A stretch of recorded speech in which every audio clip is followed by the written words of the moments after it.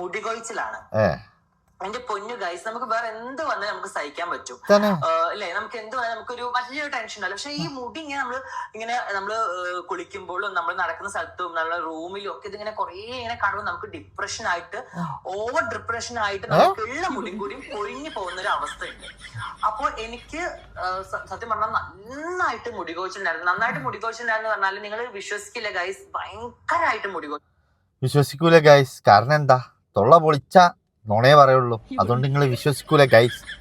എടാ ചങ്ങായി, 40-45 വയസ്സായില്ലേ? ഇനി എന്തിനാണക്കാ മുടി? അത് പെയ്ക്കോട്ടെ, ആണുങ്ങൾ വയസ്സായ കഷണ്ടിയാവും. അതിന് എന്തിനാ ഇപ്പൊ ഭയങ്കര ട്രീറ്റ്മെന്റ് എടുക്കാത്രേ? ഏതെങ്കിലും കുട്ടിനെ പോയി എടുത്തോ, അതാക്കാരം ഒന്നും കൂടി നല്ലത്. വയസ്സാം കാലത്ത് അവൻ്റെ ഒരു പൂതി. പെണ്ണുങ്ങളെ മുടി വളർത്തുന്നത് എങ്ങനെയാണ്, മുടി എങ്ങനെ വളരും, അത് തെളിയിച്ചാൻ വേണ്ടി ഇറങ്ങിയിരിക്കുക. പിന്നെ അവനിക്ക് ആകെ പറയാനുള്ളത് എന്താ അറിയോ? നിങ്ങൾ വിശ്വസിക്കും അറിയില്ല ഗൈസ്. കാരണം എന്താ അറിയോ? വിശ്വസിക്കണം ഒന്നും ഇതുവരെ പറഞ്ഞിട്ടില്ലല്ലോ. അതുകൊണ്ട് നിങ്ങൾ വിശ്വസിക്കുകയാണെങ്കിൽ വിശ്വസിക്കും ഗൈസ്. ഓനിപ്പോൾ മുടി എങ്ങനെയാണ് നിലനിർത്തുക എന്ന് അറിയാൻ വേണ്ടിയിട്ടാ.